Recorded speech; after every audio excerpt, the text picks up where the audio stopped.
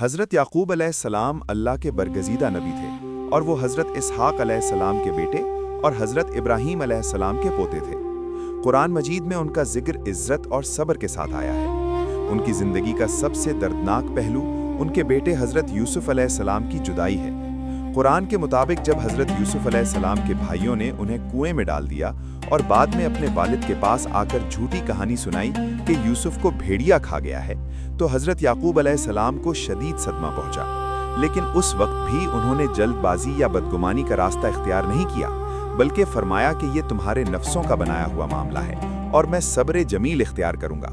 صبر جمیل سے مراد ایسا صبر ہے جس میں شکایت مخلوق سے نہ ہو بلکہ امید صرف اللہ سے ہو۔ وقت گزرتا گیا، یوسف علیہ السلام مصر پہنچ گئے، مگر حضرت یعقوب علیہ السلام کی جدائی ختم نہ ہوئی۔ قرآن مجید کی سورت یوسف میں بیان ہے کہ وہ یوسف کے غم میں اتنا روئے کہ ان کی آنکھیں سفید ہو گئیں۔ الفاظ ہیں کہ ان کی آنکھیں غم کی وجہ سے سفید پڑ گئیں اور وہ غم کو دبائے رکھتے تھے۔ مفسرین کی اکثریت نے لکھا ہے کہ اس سے مراد بینائی کا چلا جانا ہے، یعنی وہ رونے کی کثرت اور شدید غم کی وجہ سے نابینا ہو گئے تھے۔ لیکن قرآن یہ بھی واضح کرتا ہے کہ وہ اللہ سے نا امید نہیں ہوئے۔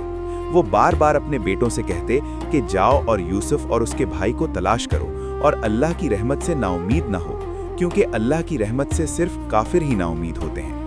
یہ جملہ ان کے ایمان کی مضبوطی کو ظاہر کرتا ہے۔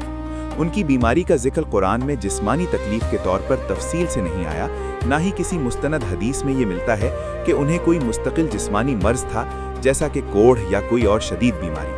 مستند اسلامی مصادر میں جو بات ثابت ہے وہ یہی ہے کہ وہ شدید غم اور رونے کی وجہ سے بینائی سے محروم ہو گئے تھے۔ یہ کیفیت ایک طویل عرصے تک رہی۔ بعض روایات میں سالوں کی مدت کا ذکر ہے، مگر قرآن نے مدت متعین نہیں کی، اس لیے احتیاط یہی ہے کہ ہم صرف اتنا کہیں کہ یہ ایک طویل آزمائش تھی۔ اس عرصے میں بھی حضرت یعقوب علیہ السلام اللہ کی عبادت اور دعا میں مشغول رہے۔ انہوں نے کبھی اللہ سے شکوہ نہیں کیا، بلکہ ایک مقام پر فرمایا کہ میں اپنا دکھ اور غم صرف اللہ سے بیان کرتا ہوں اور اللہ کی طرف سے وہ جانتا ہوں جو تم نہیں جانتے۔ یہ الفاظ اس بات کی دلیل ہیں کہ ان کا یقین تھا کہ اللہ کی طرف سے کوئی نہ کوئی حکمت اور انجام خیر ضرور ہوگا۔ ان کی کیفیت دردناک ضرور تھی، لیکن وہ مایوسی نہیں تھی بلکہ امید کے ساتھ جڑا ہوا صبر تھا۔ انہوں نے اپنے بیٹوں کو بار بار نصیحت کی کہ اللہ کی رحمت سے نا امید نہ ہونا۔ اس پورے عرصے میں ان کی آزمائش صرف جسمانی نہیں بلکہ روحانی اور جذباتی بھی تھی۔ ایک باپ کے لیے اپنے بیٹے کی جدائی بہت بڑا صدمہ ہوتا ہے، خاص طور پر جب وہ بیٹا نیک اور محبوب ہو، لیکن انہوں نے اس غم کو اللہ کی رضا کے تابع رکھا۔ یہی وجہ ہے کہ ان کا واقعہ صبر کی اعلیٰ مثال کے طور پر بیان کیا جاتا ہے۔ دوسرے مرحلے میں جب قحط کے دن آئے اور بنی اسرائیل کو غلہ لینے کے لیے مصر جانا پڑا تو حضرت یعقوب علیہ السلام نے اپنے بیٹوں کو بھیجا۔ اس سفر کے دوران حالات ایسے بنے کہ ان کے ایک اور بیٹے بنیامین بھی مصر میں روک لیے گئے۔ اس خبر نے حضرت یعقوب علیہ السلام کے غم کو اور بڑھا دیا۔ قرآن بیان کرتا ہے کہ انہوں نے منہ موڑا اور کہا ہائے یوسف، اور غم کی وجہ سے ان کی آنکھیں پہلے ہی سفید ہو چکی تھیں۔ اس کے باوجود انہوں نے بد دعا نہیں کی، نہ اللہ کے فیصلے پر اعتراض کیا۔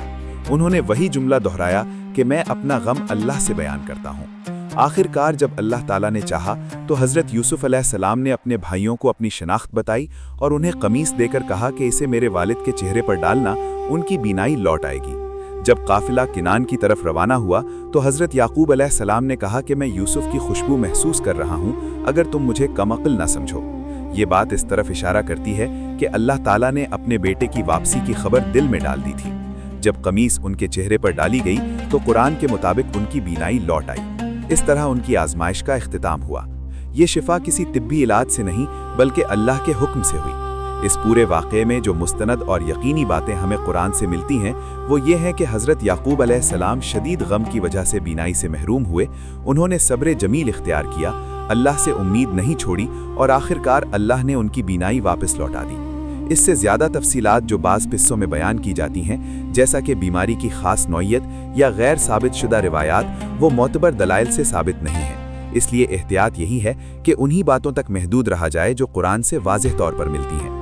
حضرت یعقوب علیہ السلام کا یہ واقعہ ہمیں یہ سبق دیتا ہے کہ آزمائش کتنی ہی طویل کیوں نہ ہو، مومن کو اللہ سے امید نہیں توڑنی چاہیے۔ بیماری ہو، غم ہو یا جدائی، اصل چیز صبر اور دعا ہے۔ انہوں نے اپنے دکھ کو لوگوں کے سامنے رونا نہیں بنایا بلکہ اللہ کے سامنے پیش کیا۔ یہی طرز عمل انہیں بلند مقام عطا کرتا ہے۔ ان کی زندگی کا یہ باب ہمیں سکھاتا ہے کہ حقیقی طاقت جذبات کو دبانے میں نہیں بلکہ اللہ کے سپرد کرنے میں ہے، اور جب اللہ چاہے تو ناممکن کو ممکن بنا دیتا ہے۔